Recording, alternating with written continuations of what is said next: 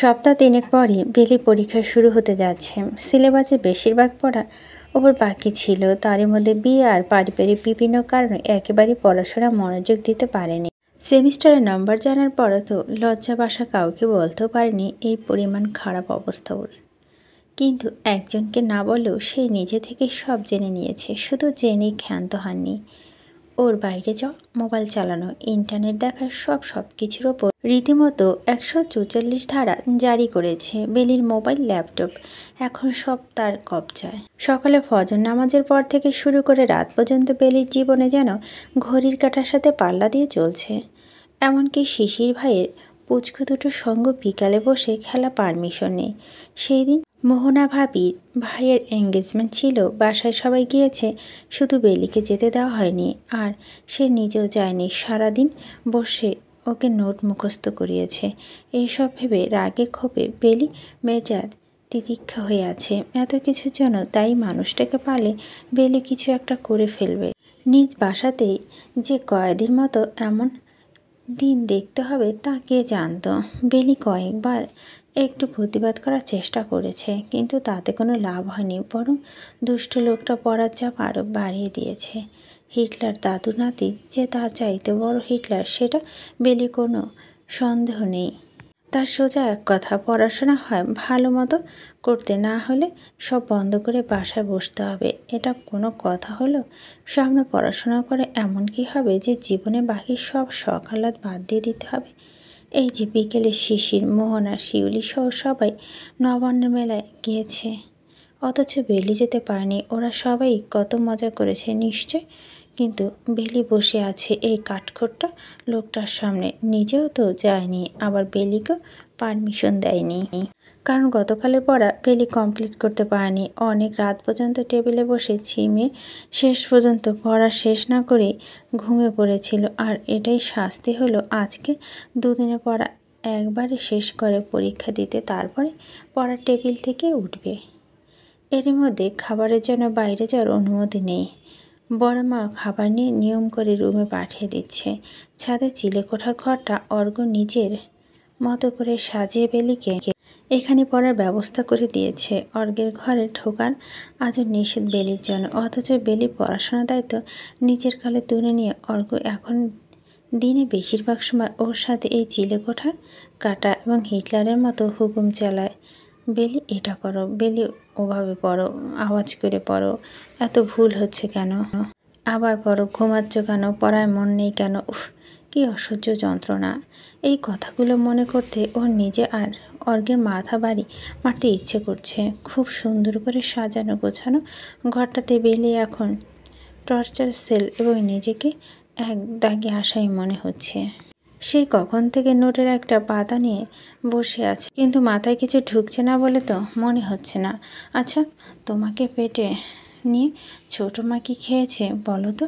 মানুষ এমন আহাম্মক কীভাবে হতে পারে যে 2 ঘন্টা এক পাতা মুখস্থ করতে পারে না? অর্ঘের খোঁচা মারার কথা শুনে বেলি গা জ্বলে যায়। এমনিতে লোকটাকে মানতে ওর এত বেগ পোহাতে হচ্ছে, তার উপরে কথায় কথায় এভাবে অপমান সে করে যাচ্ছে। নিজের ব্র্যান্ড হয়েছে তো কি হয়েছে, মহাভারত উদ্ধার করেছে, তার সার্টিফিকেট আছে তো। বেলিরও অনেক মেডেল আছে। স্কুলে বার্ষিক ক্রীড়া প্রতিযোগিতায় অর্ঘ সান্ত্বনা মেডেল নিয়ে এসেছিল, আর বেলি ফার্স্ট পুরস্কার। কিন্তু কই, এসব নিয়ে তো বেলি তাকে কথা শোনায় না। অসভ্য লোক একটা, সুযোগ ছাড়ে না, ওকে অপমান করে। কোনোদিন যেন বেলি ওর মুখে সুপারগুলো লাগিয়ে দেয়। দেখো, তুমি আমাকে এভাবে অপমান করবে না, আমারও প্রেস্টিজ বলে একটা ব্যাপার আছে। সবসময় এমন তেড়া কথা শুনতে ভালো লাগে না।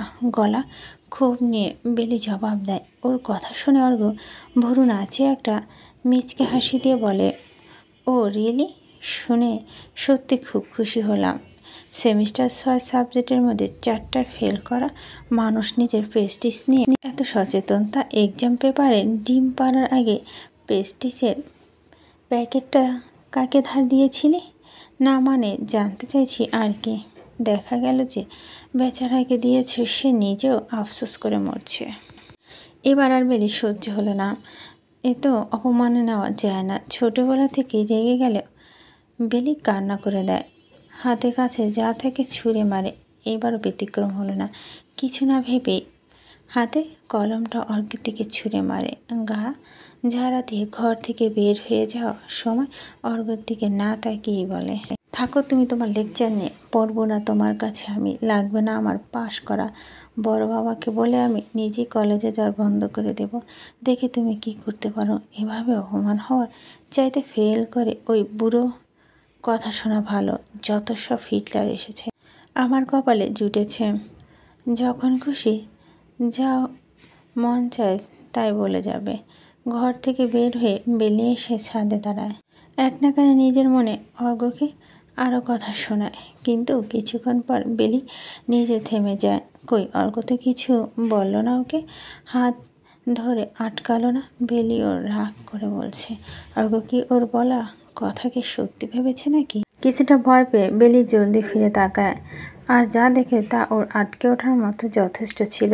তখন রাগের মাথা ও ছুঁড়ে মারা কলমটা যে অর্ঘ্যের ডান চোখে আঘাত পেয়েছে সেটা বেলি বোঝেনি। ও তো অর্ঘ্যের দিকে তাকেও দেখেনি, কিন্তু এখন চোখ পাশে কাটা দাগ দেখে বেলি দৌড়ে ওর কাছে ছুটে যায়। অর্ঘ্যের হাত দিয়ে চোখ ঢেকে রেখেছে। বেলি চোখ দেখতে চাইলে ও হাত ঝাড়া দিয়ে সরে দাঁড়ায়। জাস্ট লিভ, নাটক করতে হবে না, আমি ঠিক আছি। বেলি আর কথা শোন না, জোর করে হাত সরিয়ে দেখে চোখটা লাল হয়ে ফুলে আছে, টপ টপ করে পানি পড়ছে চোখের কোনায় কেটে গিয়ে, আর সেখান থেকে রক্ত বের হচ্ছে। বেলি ভয় পেয়ে নিজেও কান্না করে দেয়। কোনো মতো বলে, আমি যে তোমাকে মারতে চাইনি, তখন রাগের মাথায় কলম ছুঁড়েছিলাম, তোমার চোখে যে লাগবে বুঝিনি। কিছু হয়নি আমার, যা বলছি আজকের পর থেকে আর এখানে আসবে না। পড়াশোনা না করে মূর্খ হয়ে থাকো, আমার কিছু যায় আসে না তাতে, কিন্তু খবরদার আমার সামনে আর আসবে না। অর্ঘ্য ধমক খেয়ে বেলি মেজাজে এবার গরম হয়, গলা আওয়াজ উঁচু করে বলে, হ্যাঁ আসবো না, মূর্খ হয়ে থাকবো, তুমি যা বলবে তাই হবে। এখন এখান থেকে এসো, বসো। দেখি কেমন লাল হয়ে গেছে চোখের ভিতরে। বেলি জোর করে অর্ঘ্যের হাত ধরে এনে চেয়ারে বস, নিজের ওড়না দিয়ে চোখ চেপে ধরে আস্তে আস্তে ফু দিতে থাকে। এবার কিছুটা নরম স্বরে বলে, সারাক্ষণ তো শুধু পারো আমাকে বকা দিতে, কখনো নিজেকে আমার জায়গায় রেখে ভেবে দেখেছো যে আমার কেমন লাগে? না চাইতেও বারবার তোমাকে আমি আঘাত করে ফেলি, তুমি যে ধমক দিয়ে নিজেকে আরও দূরে সরিয়ে নাও। একবার জানতে চেয়েছো আমার উপর দিয়ে কি যায়?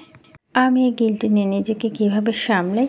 ঠিক এই মুহূর্তে অর্ঘ্যের সাথে বেলির শরীরে নৈকট্য যে কতখানি ছিল সেটা বেলি নিজেও টের পায়নি। বুঝতে পারলো তখন, যখন অর্ঘ্য এক হাতে ওর কোমর জড়িয়ে আরেক হাতে কপালের ওপর পড়ে থাকা চুলগুলো আলতো করে সরিয়ে দেয়।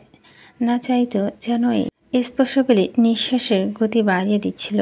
বক্ষপিঞ্জরে থাকা হৃদযন্ত্র যেন পেন্ডুলামের মতো শব্দ করছিল। অর্ঘ্যের চোখে মুগ্ধতা, আবেশ আর জড়ায় স্পর্শ বেলিকে কিছু সময়ের জন্য এই বিশেষ অনুভূতির সাথে পরিচয় করাচ্ছিল, যা ওর কাছে ভীষণ অপরিচিত। অথচ আজ প্রতিটা ইন্দ্রিয় যেন চিৎকার করে বলেছিল, এটা ওই ঐশ্বরিক প্রাপ্তি, এই স্পর্শ চাইবে অবাধ্য, আর কিছু নাই। এই মানুষের অধিকার আছে। নিজের অস্তিত্বকে কেমন ঠুনকো মনে হচ্ছিল ওর। মহাবিশিষ্ট বেলির ঘোর ভাঙে অর্ঘ্যের উচ্চারিত শব্দের মোছানা, এভাবে কাছে এসো নামে, I am not a saint. দেখা গেল শাস্তি পাওয়ার মতো আসলে কিছু করে ফেলবো, তখন দোষ দিতে পারবে না। কিন্তু বেলি সর্বাঙ্গে যেন আবেগের তীব্র স্রোত বয়ে যায়। এই প্রথম অর্ঘ্য ওকে এমন কিছু অনুভব করাছে। হতবাক বেলি কিছু বলার আগে অর্ঘ্য শব্দ করে হেসে ওঠে। সাদে নিস্তব্ধতার মাঝে অর্ঘ্য হাসির তীব্রতা বেলিকে যেন ভীষণ লজ্জা ফেলে দেয়। এই দ্রুত নিজেকে ছাড়িয়ে অর্ঘ্যর হাতে বন্ধন থেকে, কি ভাবছিলে আমি এত উইক? তুমি এভাবে আমার কাছে এসে আমাকে ভেঙে গুঁড়িয়ে দিয়ে যাবে, আর আমি তা হতে দেব? ভুলে যাব আমার জন্য তোমার জমিয়ে রাখা ঘৃণার সবল এত সহজ? ভাবো তুমি এসব, তোমার রাগ ক্ষোভ সব কবুল, কিন্তু চলো না, এই রূপে অত্যন্ত আমাকে নেওয়া যায় না। অর্ঘ্যের ব্যঙ্গাত্ম হাসি আর কটূক্তি যেন বেলিকে লজ্জা মাটিতে মিশিয়ে দিচ্ছিল। নিজের ওপর ও রাগ যেন সীমা অতিক্রম করছিল। কীভাবে ও পারল এমন কিছু ভাবতে? অর্ঘ্য তো ঠিকই বলেছে, যাকে ঘিরে আজন্ম থেকে ঘৃণা পুষে এসেছ তার জন্য ওসব নিষিদ্ধ অনুভূতি কোনো ভিত্তি নেই। যা হয়েছে সেটাও ভুল ছিল। হ্যাঁ, ভুল ছাড়া এই উপলব্ধি আর কোনো নাম নেই। বেলি কখনই অর্কের জন্য অন্য কিছু অনুভব করতে পারবে না। দেখো, তুমি যা ভাবছো তেমন কিছু না। আমি এমন কিছু চিন্তাও করিনি। তখন তোমার চোখে ব্যথা পেয়েছো দেখে ভয় পেয়েছিলাম, আর কিছু ভাবিনি আমি। আচ্ছা, তা আমার ব্যথা দেখে তোমার নিঃশ্বাসের গতি বাড়ছে কেন? কেন এমন লাগছে তুমি তা ফিল করছো সেটা বলতে পারছো না? তোমার চোখের ভাষা আর মুখের স্বীকারোক্তি মিলছে না কেন বেলি? অর্ঘ্যকে ধীরে ধীরে ওর কাছে এগিয়ে আসতে দেখে বেলি অস্থিরতা আরও বেড়ে যায়। ইদানিং এই লোকের সামনে আসলে এমন কেন লাগে ও নিজেও বোঝে না। এই মাত্র তো লোকটা ওকে চরম অপমান করেছে। বেলি উচিত ওকে কটু কথা শোনানো, কিন্তু সে পারছে না কেন? অর্ঘ্যের চোখের বাইরে অংশটুকু বেশ খানিকটা ফুলে উঠেছে, ভিতরে একবার ভীষণ রকমের লাল হয়ে আছে। বেলি সেটা দেখে তাড়াতাড়ি করে বলে, আমি বরফ নিয়ে আসছি, তোমার চোখে দিতে হবে, না হলে ব্যথা আরও বাড়বে। আমার প্রশ্নের জবাব কিন্তু এখনও পেলাম না। অর্ঘ্যের কণ্ঠে অদ্ভুত জেদের আভাস। বেলি বের হতে যেতে চাইল, পিছন থেকে আবার বলে, জবাব না দিয়ে কোথাও যেতে পারবে না বেলি। আমার কষ্ট তোমাকে কেন প্রভাবিত করছে? শত্রুকে মন খুলে আঘাত করতে এটাই স্বাভাবিক। তাহলে আমার যেন এই খারাপ লাগা কেন? কেন তোমার চোখে আজ অন্য কিছু দেখতে পাচ্ছি? এবার যেন বেলি নিজের আবেগটাকে সামলে নিল, কিছুটা কঠিন হয়ে জবাব দিল, তুমি ভুল ভাবছ। তোমার জন্য আমি কিছু ফিল করছি না। আমার কারণে যে কেউ আঘাত পেয়েছে জানলে আমি এমনটা করতাম। তুমি তো বিশেষ কেউ না। You are not special for me. বেলি বলা কথায় তিক্ততা যেন ঘরে বাতাসে বিষাক্ত করে দিল। অর্ঘ্যের মনে হলো কেউ এসে ওকে মুখের ওপর সপাটে চর মারলেও এত অপমানিত হতো না যতটা এই মেয়ে গুটি কয়েক শব্দ করে দেখিয়েছে। না চাইতো যেন ক্রোধে তীব্র ধারা বয়ে যাবে ধরনী আনাচে কানাচে। তোমার কাছ থেকে এর চেয়ে বেশি কী বা আশা করা যায়? আমি ভুলে গিয়েছিলাম যে তোমার জন্ম তো হয়েছে আমাকে কষ্ট দেওয়ার জন্য। কথাটা বলি অর্ঘ্য চিলে কোঠার পাশে ওয়াশরুমে বেলির দিকে তাকায় না। এদিকে মন খারাপ করে বেলি নিচতলায় এসে কিচেনে ঢুকে ফ্রিজ খুলে আইস ট্রে বের করে হাসনাকে ওকে দেখে বলে, পরীক্ষার সামনে করে ঠান্ডা খাচ্ছ কেন? এমনিতে তো দুদিন পর টনসিল কাশি লেগেই আছে। বেলি মায়ের দিকে না তাকিয়ে জবাব দেয়, বরফ আমার জন্য না, তোমাদের আদরের ছেলের জন্য নিচ্ছি। হাসনা চপারে সবজি কাটছিল। সবার জন্য নাস্তা নুডলস রান্না করবে, সেটা করা থামিয়ে বলো, আশ্চর্য, এই সন্ধ্যাবেলা অর্ঘ্যকে আইস কেন দেবে? যাও ওকে যে বলো বলো আমি কফি করে পাঠাচ্ছি। হাতে পায়ে বড় হয়েছে শুধু, ঘরটা তো বুদ্ধি বলে কিছুই নেই। হ্যাঁ, আমার মাথা তো কিছুই নেই, আমি তো মানুষ না। সব বুদ্ধি শুধু তোমাদের মাথা আছে, তোমার ওই হিটলার ছেলের মাথায় আছে। বেলির কথা শুনে সাজ দেখিয়েছে, আইস নিয়ে বের হয়ে যায়। আর হাসনামের অবাধ্যতা দেখে দীর্ঘশ্বাস ফেলে মনে মনে প্রার্থনা করেন যেন ওর সুমতি হয়, না হলে যে কপাল অনেক ভোগান্তি আছে। এদিকে বেলি আইস নিয়ে বের হতে দেখে অর্ঘ্য গটগট করে হেঁটে বাইরে বের হয়ে যাচ্ছে। ওর পিছন থেকে এতবার ডাকলো অথচ অর্ঘ্য ফিরে তাকালো না। লতিফা এসে বেলি হাতে আইস ট্রে দেখে বলল, আপা বরফ দিয়ে কি করবেন? নতুন কিছু করার শখ হইছে? বেলির মাথা যেন আগুন জ্বলে ওঠে। কিছুটা চেঁচিয়ে ও বলে, মরার শখ হয়েছে, তাই আগে থেকে বরফ জোগাড় করছি। তোর কোনো সমস্যা? ওমা, এসব কি কথা? কি হয়েছে আপনার? কতদিন বলিস চুল খুলে সন্ধ্যার সময় ছাদে যায় না? দেখছেন কাম বাড়ছে এখন, আসেন। আয়াতুল কুশরি পরে দম করে দেই। বেলি এবার আর সহ্য করতে পারল না, আর সে একটা টুকরো নিয়ে ওর মুখে ছুঁড়ে মারল। তারপর নিজের ঘরে যে দরজায় খিল দিল। আর লতিফা আল্লাহ গো বলে চিৎকার করে হাসনার কাছে গেল বিচার দিতে। মাগরিবের আজান হয়ে গেছে। নামাজ পড়ে বেলি নিজের ঘরে চুপ করে বসে আছে। মন মেজাজ একেবারে ভালো নেই। এমনিতেই পড়া টেনশন, তারপরে আবার অর্কের সাথে ঝগড়া, সব মিলে ওর অসহ্য লাগছে। লাইট বন্ধ করে তাই চুপচাপ শুয়ে পড়ল।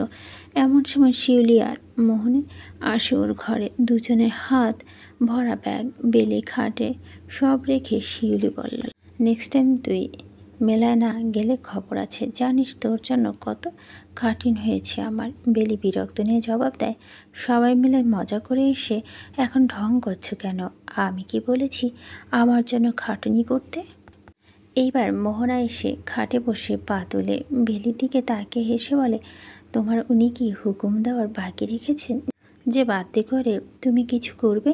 মানে কি বলছো? উনি কি করেছেন? বেলি অবাক হয়ে বলে, কি করেননি তাই বলো? বাপরে, ছেলে মানুষ, মাথা মেয়েদের মতো এত চিন্তা আমি এই প্রথম দেখলাম। বারবার ফোন নিয়ে সে কি অর্ডার, ভাবি এটা কিনছো কেন, ম্যাচিং করে ওড়না আর চুড়ি কিনলে না কেন? এটা ডিজাইন বেলি ভালো লাগবে না, আরেকটা কিনো। এবার হেসে শিউলি যোগ দিল। বোনটাকে টিপুনি কেটে বলল, শুধু তাই নাকি, কয়েকবার ভিডিও কল করেছে, সেটা বলো। নিজের থেকে কালার পছন্দ করা, দোকানিদের দিয়ে 101টা জিনিস বের করে দেখা, এমনকি ফুচকালার মামার হাতে গ্লাভ পরা ফুচকা বানিয়ে কেনা, সেটাও চেক করা। আচ্ছা বেলি, সত্যি করে বলছো তোদের মধ্যে কি ঝামেলা আছে নাকি দুজনে মিলে নাটক করছিস? বোন আর ভাবির কথা শুনে বেলি তো আকাশ থেকে পড়ল। তাড়াতাড়ি ব্যাগগুলো খুলে দেখলো আসলে সব ওর পছন্দের জিনিস। কপালের টিপ, মাটির গহনা, রেশমি চুড়ি, কিছুই যেন বাদ যায়নি। ফুচকার প্যাকেটের পাশে ওর পছন্দের বাতাসা আর নাড়ু। অর্ঘ তো কিছু ওর জন্য আনিয়েছে। বেলিকে নিয়ে কি আসলে ওর এত ভাবে? কিন্তু কই, বেলি তো আজ পর্যন্ত ওকে কিছু দেয়নি। এমনকি কোনো জন্মদিনেও বেলি অর্ঘ্যকে উপহার দেয়নি। এত কিছু দেখে বেলি নিজে বিশ্বাস করতে পারছে না। মুখ ফুটে কিছু বলা তো দূরের কথা। মোহনা বেলি মাথা এলোমেলো হয়ে থাকা চুলগুলো গুছিয়ে দেয় যত্নের সাথে, তারপর হাত দুটো ভরে চুড়ি পরিয়ে দিয়ে বলে, কোনো কিছু পাওয়ার আশা না করি এভাবে একতরফা ভালোবেসে যাওয়া মানুষ পেয়েছো তুমি। জানো, এমন ভাগ্য লাখে একজনের পায় না। সময় থাকতে ওকে আলগে নাও। এমন না হয় আমি জীবনটা তুমি এই আফসোসে করে কাটাতে যে নিখাত ভালোবাসা নিজের থেকে এসেছিল তোমার দুয়ারে, আর বড় অযত্নে তুমি তা হারিয়েছ চিরতরে। শিউলি আর মোহনা ঘর থেকে চলে যায়। বেলি থম মেরে বসে থাকে। তাকিয়ে দেখে কত বাহারি রঙের চুড়ি ওর হাত জুড়ে। সত্যিকার ভালোবাসা কি এমনই হয়? যত্ন খুব রঙিন আর অবহেলা একদম বর্ণহীন। সেই দিনটাতে অর্ঘ্য আর বেলিকে পড়তে ডাকেনি, এমনকি রাতে খাবারও নিজের ঘরে বসে খেয়েছে। আগে না বুঝলো বেলি এখন বোঝে অর্ঘ্য শুধু রাগের বশত হয়ে এমন করেনি। কেউ যেন ওর চোখে আঘাত দেখে বেলিকে কিছু বলতে না পারা, সেজন্যই সে কারো সামনে আসেনি। এই প্রথম বেলি নিজ থেকে অর্ঘ্যের রুমে যাওয়ার তাগিদ অনুভব করল, যদিও শেষ পর্যন্ত সাহসে কুলি উঠতে পারে না। প্রথম অর্ঘ্যকে ফোন করলো, কিন্তু ও মোবাইল বন্ধ। প্রথমবারের মতো নিজ থেকে বই আর নোটবুক নিয়ে চিলেকোঠা নিয়ে পড়তে বসলো। প্রথমবার, হ্যাঁ এই প্রথমবার বেলি অর্ঘ্যের অনুপস্থিতিকে খুব গভীরভাবে অনুভব করল। এলার্ম ক্লক বেজে উঠতেই বেলি চোখ মেলে তাকায়, দেখে প্রায় 4:30 বাজে। আজকে অনেক রাত অবধিও পড়াশোনা করেছে। মন দিয়ে পড়ায় অনেক কিছু অল্প সময় মুখস্থ করতে পেরেছে। আর কখন যে চোখ লেগে গিয়েছে বুঝতেই পারেনি। হঠাৎ বেলি দেখে ওর গায়ে পাতলা চাদরের ওড়না। কেউ এসেছিল এখানে, বড় মা অথবা হাসনা বলে তো ওকে ডেকে ঘরে নিয়ে যেত। তার মানে অর্ঘ্য এসেছিল। বেলির মনে হলো নিচের ধকধক করে ওঠার শব্দ এই অ্যালার্মের মতোই ও শুনতে পাচ্ছে। চাদরটা ভালোভাবে গায়ে জড়িয়ে বেলি ছাদে এসে থমকে দাঁড়ায়।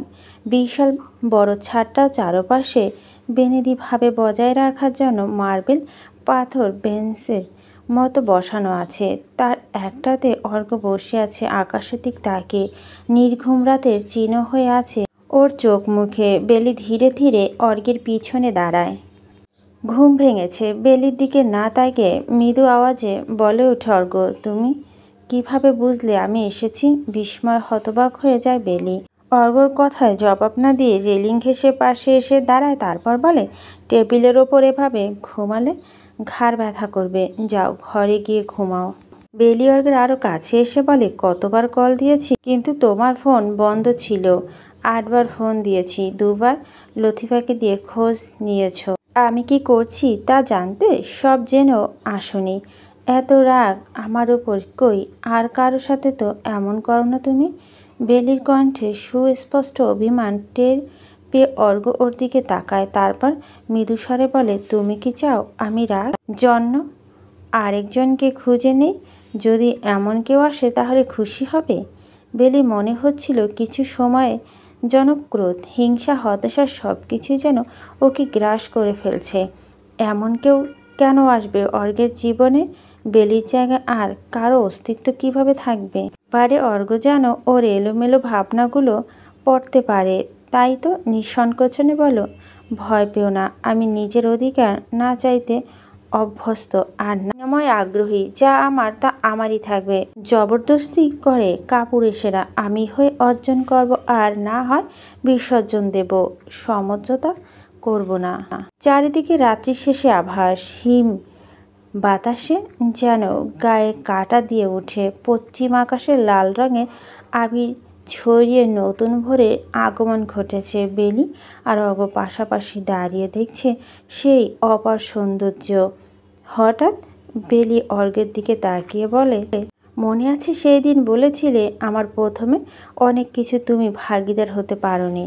অর্ঘ জিজ্ঞাসুর দৃষ্টিতে মেলে বেলির দিকে তাকায়, অপেক্ষা করে ওর মুখ নিঃসৃত উক্তির শোনার। বেলি উদয়মান সূর্যের দিকে হাত বাড়িয়ে দিয়ে বলে, আজকে তুমি দ্বিতীয়বারে আমার প্রথম কিছু ভাগীদার হয়েছ। জীবনে প্রথম সূর্যোদয় আমি তোমাকে সাথে নিয়ে দেখছি। অর্ঘ অবাক বিস্ময় তাকিয়ে দেখে বেলি হাত জুড়ে ওর পছন্দ করা কাচের চুড়ির সমাহার। মানুষপটে ভেসে ওঠে ওদের দুজনের সেই রাতের প্রথম একান্ত স্পর্শের মুহূর্ত।